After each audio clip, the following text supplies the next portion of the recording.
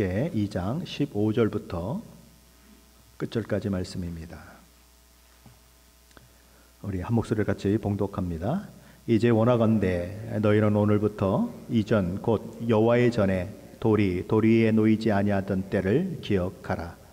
그때에는 20고루 곡식 더미에 이른즉 10고루뿐이었고 포도주 틀에 50고루를 기르러 이른즉 20고루뿐이었었느니라. 만군의 여호와가 말하노라. 내가 너희 손으로 지은 모든 일에 곡식을 마르게 하는 재앙과 깐복이 재앙과 우박으로 쳤으나 너희가 내게로 돌이키지 아니하였느니라. 너희는 오늘 이전을 기억하라. 아홉째 달 24일 곧 여호와의 성전 지대를 쌓던 날부터 기억하여 보라. 곡식 종자가 아직도 창고에 있느냐? 포도나무, 무화과나무, 석류나무, 감람나무에 열매가 맺지 못하였느니라. 그러나 오늘부터는 내가 너희에게 복을 주리라. 그달 24일에 여호와의 말씀이 다시 학개에게 임하니라. 이르시되 너는 유다 총독 스룹바벨에게 말하여 이르라.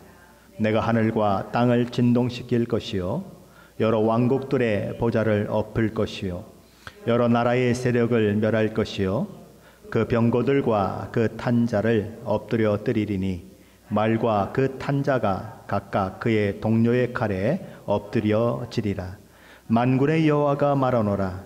스알델의 아들 내 종 스룹바벨아, 여호와가 말하노라. 그날에 내가 너를 세우고 너를 인장으로 삼으리니 이는 내가 너를 택하였음이니라. 만군의 여호와의 말이니라 하시니라. 아멘. 우리는 지난 시간에 학개 선지자에게 세 번째로 임한 하나님의 말씀을 살펴보면서 하나님께서는 다른 어떤 것들보다도 하나님의 말씀에 순종하는 것을 최고로 기뻐하신다는 사실에 대해서 살펴보았습니다. 우리 어떤 종교적인 행위도 우리 어떤 종교적인 열심도 그 속에 하나님의 말씀에 대한 순종이 빠져 있다면 결코 하나님을 기쁘시게 할 수 없다라는 것을 우리는 지난 주간에 살펴봤습니다. 오늘 보면은 그 이후에 주어지는 말씀이죠. 그들이 지금이라도 하나님의 말씀에 순종하여서 하나님의 성전을 짓는 일에 힘을 다하게 될 경우에 하나님께서는 그들을 어떻게 축복해 준다고 말씀하시는지에 대한 그런 내용들이 담겨 있는 것이 오늘 본문인 것입니다. 우리 학개 2장 15절 말씀인데 다시 한번 같이 읽어봅니다. 15절입니다. 이제 원하건대 너희는 오늘부터 이전 곧 여호와의 전에 돌이 돌 위에 놓이지 아니하던 때를 기억하라. 돌이 돌 위에 놓이지 않은 때라고 하면 우리는 자꾸 예수님이 하신 말씀이 생각나죠. 그렇죠? 돌 하나도 돌 위에 놓이지 않고 예루살렘 성전이 무너지리라 라고 하는 말이 생각이 나서 자꾸 이 말씀도 그 말씀이 아닌가 생각하게 되는 그런 경향이 있지만 그런 말씀이 아니고 돌이 돌 위에 놓이지 않았다는 것은 그만큼 건축이 이루어지지 않았다는 것을 얘기하는 것입니다. 현대의 성경은 그래서 이렇게 얘기했습니다. 이제 너희는 성전 재건 공사를 시작하기 전에 있었던 일을 잘 생각해 보아라. 그러니까 돌이 돌 위에 놓이면 그렇죠? 벽이 쌓이고 점점 성전이 지어져 가는데 그것이 지어지기 전에 그 상황을 한번 생각해 보아라. 그렇게 얘기하는 거예요. 무너진 때를 생각하는 것을 얘기하는 것이 아닙니다. 그러니까 오늘을 기준으로 과거에 그들이 하나님의 말씀을 불순종하고 성전을 지으라는 사명을 잃어버린 채 자기 일에 바쁘고 자기 비즈니스를 세우는데 바빴을 때가 어떤 형편에 처해지게 되었는지를 한번 생각해 보라는 것입니다.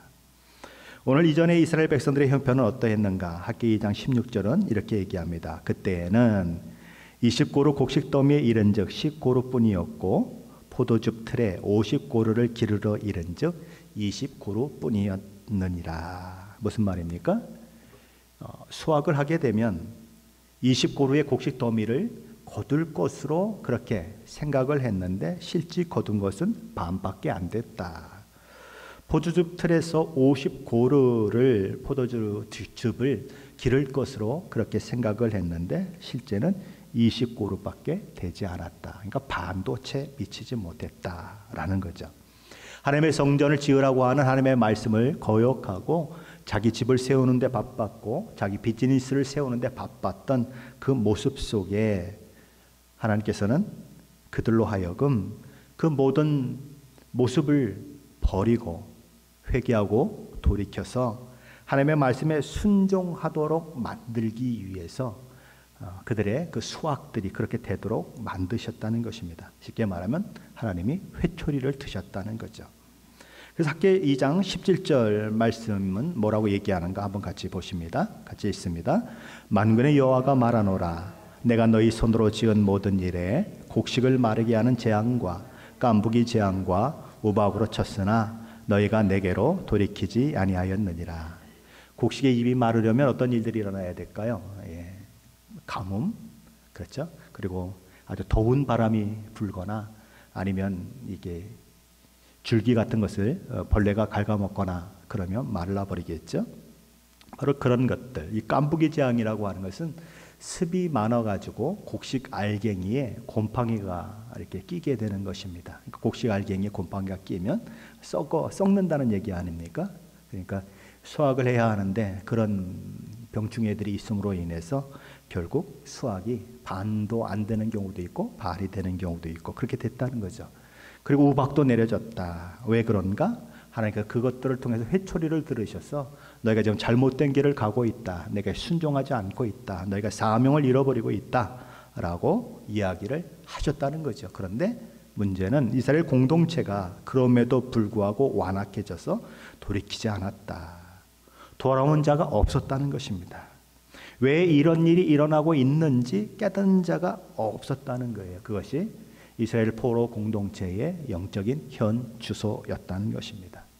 세상이 막 요란스럽고 전쟁의 소문이 있고 코비드의 이런 사건들이 거의 3년이 돼가고 그러는데도 아무 영적인 감각이 없는 사람들이 교회 안에도 있을 수 있다는 것입니다.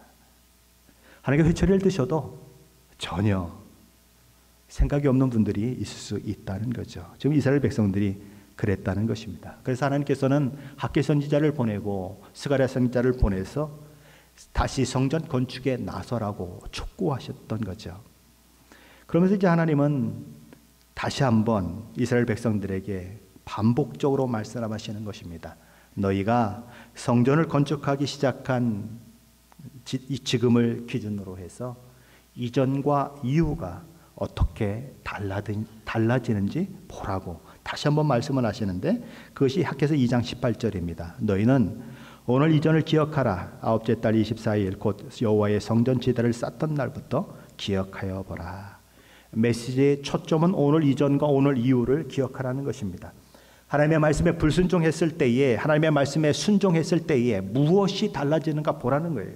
그렇다면 오늘 이전과 오늘 이후는 어떻게 달라지게 될까요? 학개서 2장 19절 말씀입니다. 함께 보십니다. 19절입니다.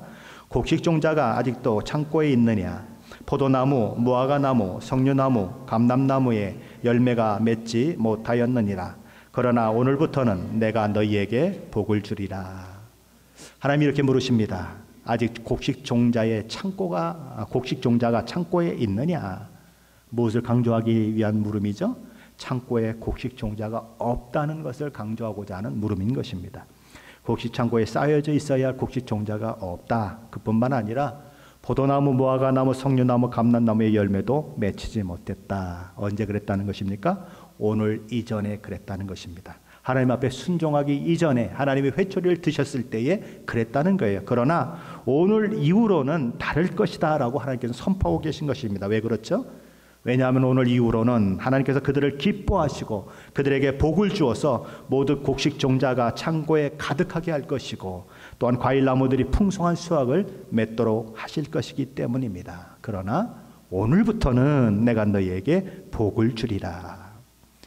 이스라엘 백성들은 이미 밭에 곡식 종자를 뿌려놓은 상태입니다.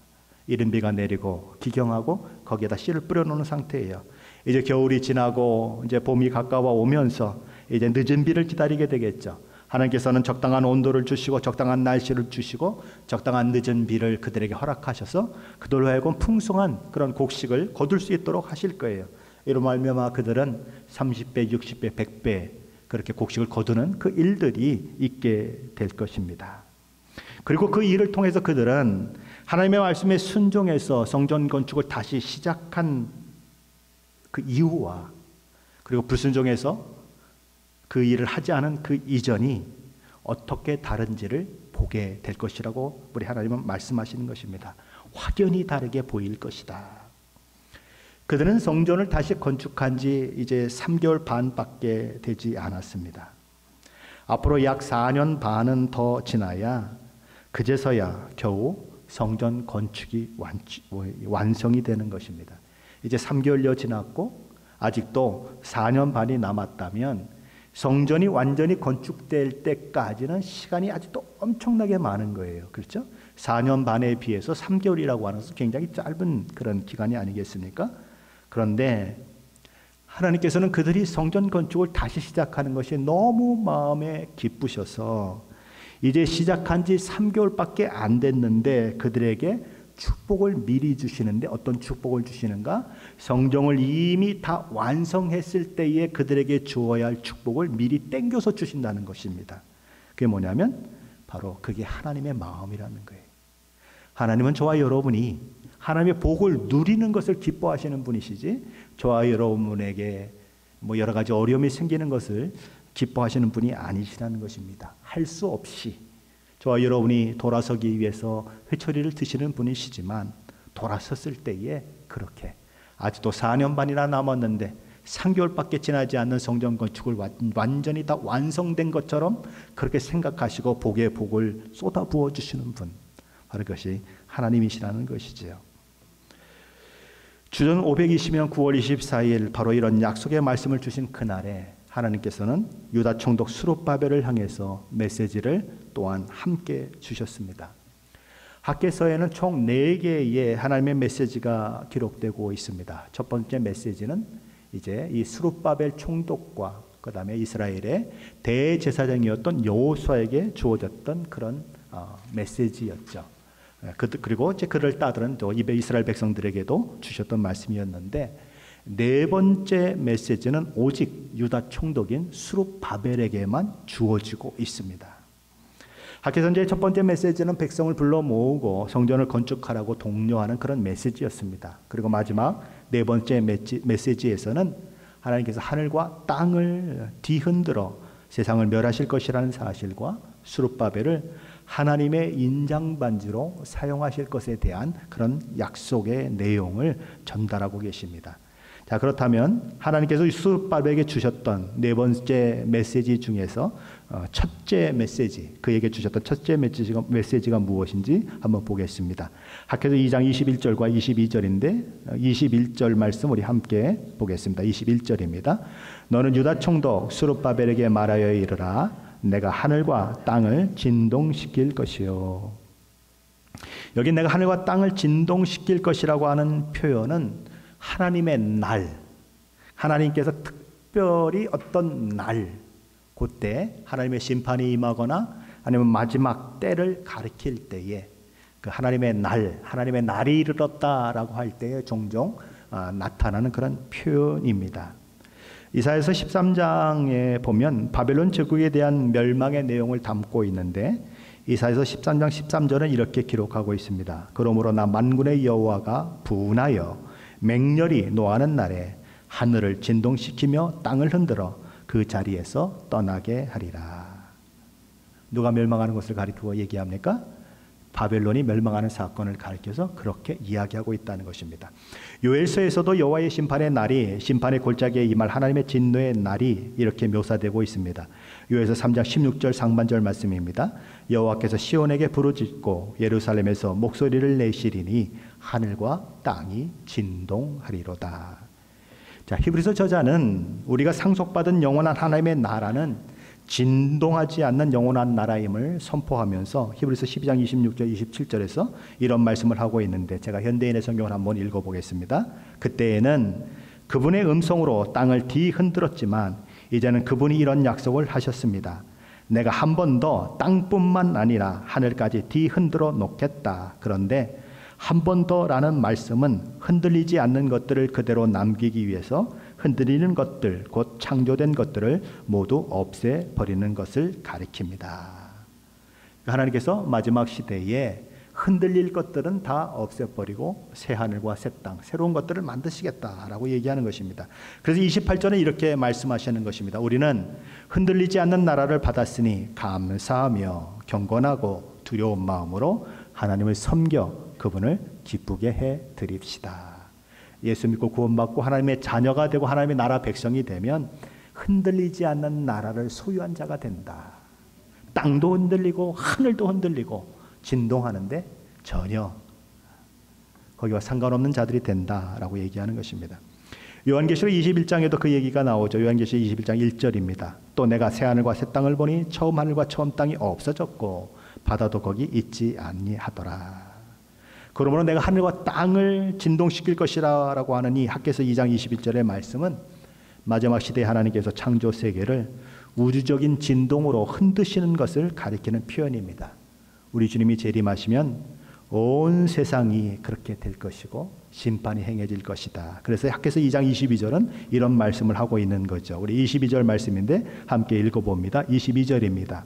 여러 왕국들의 보좌를 엎을 것이요 여러 나라의 세력을 멸할 것이며 그 병거들과 그 탄자를 엎드려뜨리리니 말과 그 탄자가 각각 그의 동료의 칼에 엎드려지리라. 우리 하나님이 우리 주님이 재림하시고 온 세상의 심판주로 오시게 되면 어떤 일이 일어나게 되는가? 여러 왕궁의 보좌가 엎어질 것이다. 각 나라의 가장 최고 지도자들이 앉아있는 보좌가 엎어진다. 그러니까 그들의 권세가 깨어진다는 거죠. 여러 나라 세력들이 멸망당할 것이다. 병거들과 병거에 탄 자들이 군대들이 다 엎드려질 것이다. 요즘으로 말하면 뭐라고 얘기할까요? 뭐 T-80에 탄 전차, 그죠? 전차에 탄 군인들이 또 뭐 미그 뭐에 탄 그런 병사들이 다 무너질 것이다. 그렇게 얘기했겠죠. 그러나 이 시대에는 마차와 병거를 탔기 때문에 그렇게 얘기하는 것입니다.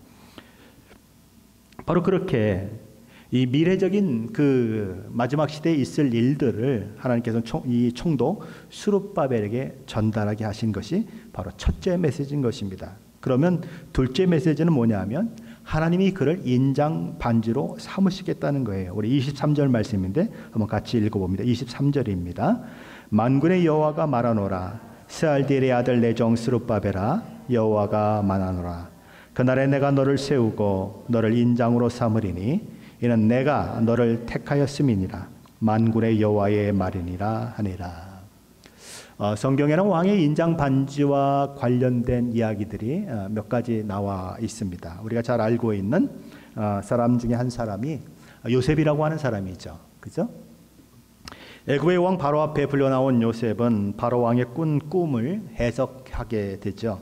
그 해법까지 그리고 제시합니다. 7년 풍년, 7년 흉년이 있을 것입니다. 그러니까 7년 풍년이 될 때에 그들이 거둔 수확 중에서 20%를 거둬들이십시오. 그래서 이제 이 흉년을 예비하시면 애굽이 멸망하지 않을 것입니다. 라는 그런 아주 해법까지 얘기를 하죠. 그래서 이 요셉의 지혜에 탐복한 애굽 왕 바로는 이런 명철하고 지혜로운 자를 내가 어디서 얻을 수 있겠느냐라고 이야기하며 요셉을 온 땅의 총리로 임명하면서 자기의 인장 반지를 빼어줍니다. 그러면서 이렇게 말해요. 내가 너보다 높은 것은 내가 앉아있는 이 보좌밖에 없다. 그러니까 왕의 인장 반지를 끼고 있다고 하는 것은 왕의 모든 권력을 휘두를 수 있는 그런 권력, 권세를 가지고 있다는 것을 말하는 거죠. 에스더서에 보면 두 사람의 이야기가 나오죠. 이 왕의 인장 반지를 꼈던 사람, 두 사람에 대한 이야기가 나오는데 한 사람은 누구죠? 하만. 그렇죠? 유다 족속들을 멸망시키려고 했던 하만. 그가 아주 굉장히 왕에게 총애를 받아서 아하수에로 왕에게 총애를 받아서 그의 이 인장 반지가 바로 그 하만에게 끼어지죠. 그래서 하만이 그렇게 충성을 다했었는데 나중에 이제 에스더가 속한 유다인들을 그가 죽이려고 한다는 그것을 알게 됨으로써 그 반지가 그는 이제 사형을 당하고 그 반지가 누구에게 주어지냐면 모르드게에게 주어집니다. 그래서 모르드게는 그 반지를 여기다 끼고 그렇죠? 반지 도장이지 않습니까? 오늘날로 말하면 임감도장이죠. 왕의 임감도장이랑 똑같은 거죠. 그래서 조서를 쓰고 거기다 왕의 인장을 딱 찍으면 그게 누구 명령이 됩니까? 왕의 명령이 되는 것입니다. 그 당시 페르시아 제국, 온 나라와 열방을 다스리는 페르시아 제국 그 왕의 저서가 되어서 이 유다 모든 사람들을 다 살리게 되고, 아주 오히려 유다 이 사람들이 온 제국 그 많은 그 나라들 속에서 굉장히 존귀함을 그렇게 받는 그 일들을 모르드게가 하게 되는 거죠.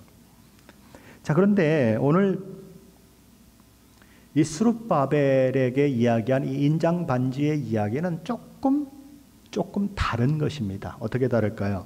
하나님께서 스룹바벨에게 이렇게 말씀하셨습니다. 그날에 내가 너를 세우고 너를 인장으로 삼겠다. 그러니까 지금까지 이야기들은 왕이 자기의 인장 반지를 빼어서 자기에게 충성을 다하는 신하에게 끼워줘서 자기의 권한을 대행하도록 한 것인데, 지금 스룹바벨은 뭐냐면 하나님의 손가락에 인장 반지가 바로 너다라고 얘기하는 거예요. 그러니까 조금 차이가 있다는 것입니다. 그 얘기를 하는 것입니다. 하나님께서 스룹바벨에게 너는 나와 함께 존귀와 영광을 받으리라 라고 말씀하고 있는 거예요. 스룹바벨이 비록 연약해 보이고 보잘것없이 보이고 세상의 멸시를 받는 것처럼 보여도 하나님이 그를 높여 존중의 여김을 받게 하겠다라고 하나님이 선언하고 계신 것입니다. 그래서 스룹바벨에게 그런 하나님의 손에 끼어있는 인장반지와 같은 역할을 하게 함으로써 인장반지가 이 왕의 그 손가락에 끼어 있으면 그 왕이 어느 때나 가지고 다니면서 이게 조서도 만들고 할 수 있는 것처럼, 그렇게 스룹바벨이 하나님의 손에 끼어 있는 인장 반지처럼 사용될 것임을 얘기하는 것입니다. 그러니까 그건 결국 뭐예요? 하나님의 뜻이 결국 스룹바벨의 뜻이 되는 거죠. 왜냐하면 여기 끼어 있으니까 하나님과 함께 동역하는 그런 일들이 일어나는 것입니다. 이런 이야기는 그가 짓는 성전 건축이 이미 하나님의 인장이 찍힌 하나님이 허락하신 일이고, 그 성전 건축이 스룹바벨을 통해서 반드시 완성될 것이라고 하는 그런 의미를 1차적으로 담고 있는 것입니다. 자, 그런데 이 일은 조금 더 나아가야 하는 것입니다. 우리는 이제 지난번에 이렇게 말씀을 생각해 보면서 이 성전이 너희들이 보기에, 스룹바벨 지금 짓고 있는 성전이 너희들 보기에 보잘것없지 아니하냐라고 하는 말씀을 설명하면서 그것을 우리는 예수 그리스도와 이렇게 연관을 시킨 적이 있습니다. 기억나십니까? 예수님도 흠모할 만한 그런 아름다운 것이 없다라고 이사야서가 얘기하고 있는데, 바로 그런 모습이 있었던 것처럼, 그러나 그 성전이, 그렇게 보잘것 없는 성전이 이전에 솔로몬 성전의 영광보다 더할 것이다 라고 하는 그런 약속의 말씀이 주어졌다고 우리 성경은 얘기하고 있는 것입니다. 뭐냐면 사실 솔로몬 성전과 스룹바벨 성전은 비교 자체가 안 되는 것입니다. 이 솔로몬 성전은 엄청나게 정말 호화롭고 규모 있게 지어진 성전이지만, 사실 스룹바벨 성전은 자기들도 보고, 그렇죠? 과거에 솔로몬 성전을 봤던 사람들이 자기들도 보고 이게 성전이냐 하고 통곡할 만큼 그렇게 보기가 좋지 않았던 그런 아주 허름한 성전이었는데, 어떻게 그러면 그 성전이 이전에 솔로몬의 성전의 영광을 뛰어넘는가? 그죠? 바로 그 뛰어넘는다고 하는 것은 하나님이 우리에게 임재하시면, 하나님께서 우리 안에 임재하시면, 우리가 성전이 되면 이제 그때부터는 어떤 개념들이 들어가냐면 성전이 얼마나 아름다우냐 하는 것으로 평가되는 것이 아니라 그 성전 안에 누가 계시냐 하는 것으로 평가가 된다는 거죠. 그래서 이제 우리가 예수 그리스도를 믿고 따르게 되면 우리 안에 성령 하나님이 들어오셔서 우리가 하나님의 성전이 되는데, 이 시대에, 이 교회 시대에 정말 하나님이 원하시는 것은 뭔가? 그렇죠? 우리가 하나님의 늘 임재 가운데 거하면서 하나님께 순종하는 그것을 원한다라고 하는 것을 이렇게 말씀드린 적이 있습니다. 바로 그것처럼 지금 이제 이 스룹바벨에게 하늘과 땅이 진동될 것이라고 얘기하시면서, 그것이 말세에 예수님께서 이 땅에 재림하시면서 이렇게 이 땅에서 있어질 일들과 연관이 되었던 것처럼, 지금 스룹바벨에게 너가 내 인장 반지가 된다고 하는 이것도 바로 그렇게 마지막 시대와 같이 연결이 되고 있다는 것입니다. 앞에 것이 그렇게 연결이 되어 있는 것은 뒤에 것도 그렇게 연결이 되어 있다고 하는 것을 이야기하는 것이고, 결국 그 인장 반지와 같은 역할을 하는 분이 누군가, 스룹바벨이 예표하는 인물이 누군가, 예수 그리스도이시라는 것입니다. 흠모할 것이 아무것도 없는 그분이 바로 우리 하나님의 손에 끼어진 인장 반지처럼 하나님과 함께 하나님의 구원의 사역을 이루어 가시는 그 일들을 상징한다는 것이죠. 자, 우리는 그러면 이제 이런 질문이 생기는 것입니다. 왜 하필이면 스룹바벨일까? 왜 하필이면 하나님께서는 스룹바벨을 예수 그리스도를 예표하는 인물로 최종적으로 만들어진 하나님 나라가 만들어지는 그 일에 이제 예수님이 재림하시고 그 일들이 이루어질 텐데, 그 예수님을 예표하는 인물로 스룹바벨을 하나님이 지적하고 있느냐 하는 것입니다. 왜 있느냐 하는 것입니다. 그것은 왜 그러냐면 스룹바벨이 다윗의 자손이기 때문에 그래요. 하나님께서는 다윗에게 약속하셨습니다. 그래서 우리 그것을 가리켜서 다윗의 언약이라고 이야기를 하는데, 이 다윗의 언약을 하나님께서 준수하시려면 다윗의 무너진 장막을 다시 일으켜 세워야 하는 것입니다. 그러니까 다윗의 왕위가 영원히 계속될 것이라고 하나님은 약속하셨는데, 사실은 다윗의 왕위가 영원히 지속되지 않았어요. 그렇죠? 시드기야에 의해서 남유다 왕국이 멸망을 하고 포로로 잡혀가고 이런 일들이 있어서 완전히 왕위가 끊어질 것 같은 그런 상황을 맞게 된 것입니다. 그러면 그것이 어떻게 회복될 것인가? 다윗의 무너진 장막이 어떻게 회복될 것인가? 다윗의 자손인 스룹바벨을 통해서 그 일이 이루어질 것이다 라고 말씀하시는 거죠.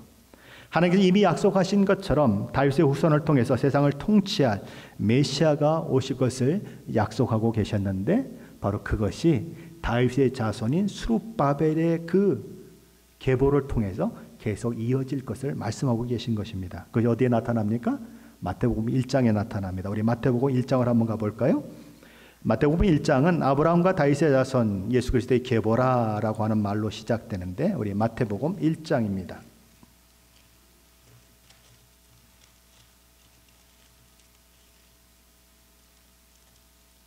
마태복음 1장 12절부터 16절까지의 말씀인데,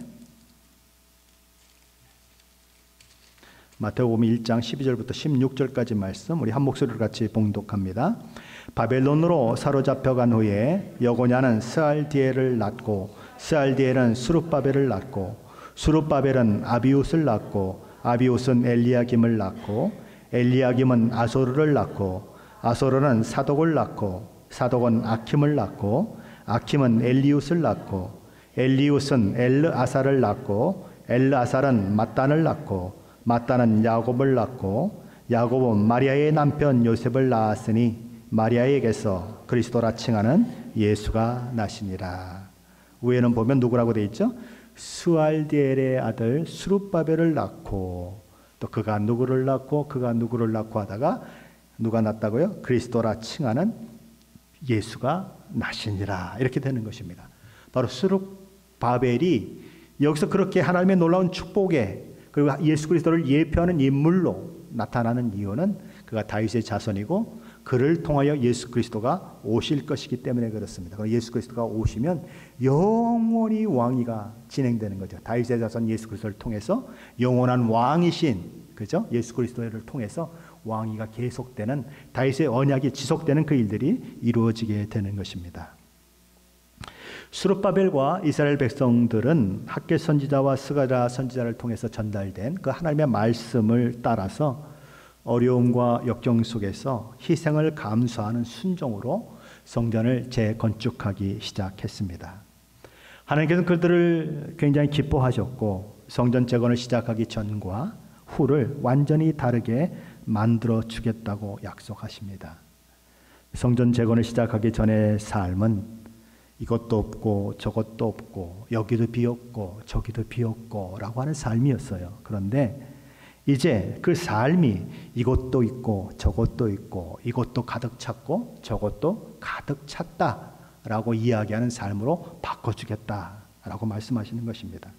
아직 그들의 순종의 결과가 다 이루어지지 않았는데도, 그들의 순종이 첫 걸음마를 띄었는데도 불구하고 하나님께서는 그들을 축복하겠다고 말씀하십니다. 거기다가 다윗에게 허락한 영원한 언약을 다시 갱신하셔서 다윗의 자손이신 예수 그리스도가 오실 것을 또한 예고하고 있고 그분을 통해서 하나님의 복과 은혜가 그를 믿는 모든 사람들에게 부어질 것을 말씀하십니다. 그리고 주님의 재림을 통해 세상 나라는 끝을 맞이하게 될 것이고 진정한 궁극적인 하나님 나라가 이 땅에 이루어질 것에 대해서 또한 말씀하고 계십니다. 그것이 오늘 본문의 내용들인 거예요.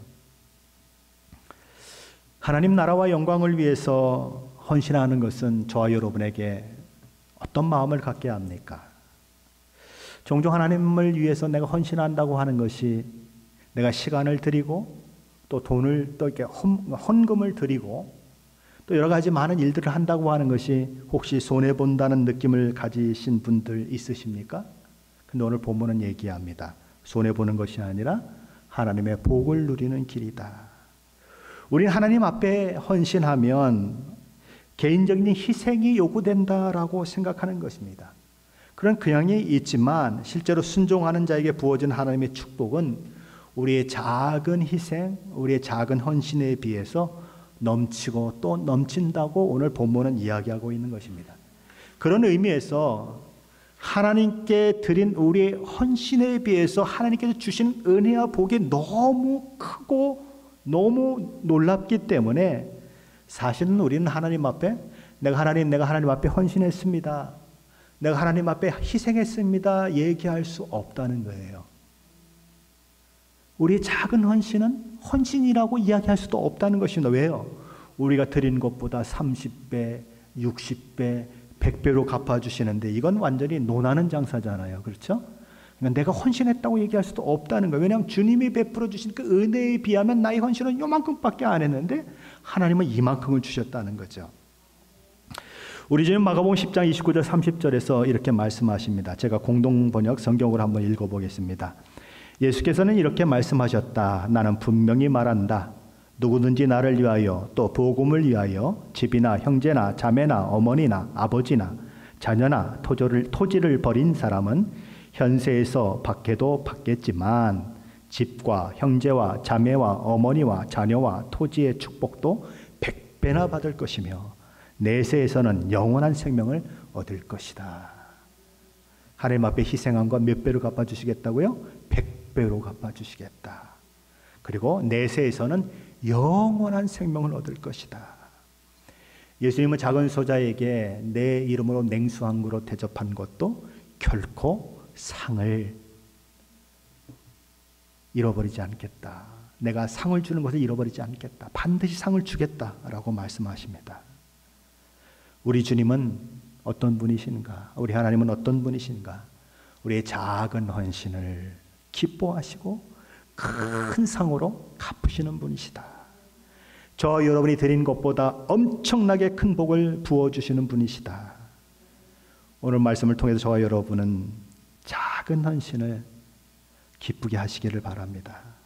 우리의 작은 헌신이 하나님의 마음을 기쁘시게 하면 얼마나 놀라운 일들이 일어날 것인가 오늘 본문은 이야기하고 있는 것입니다.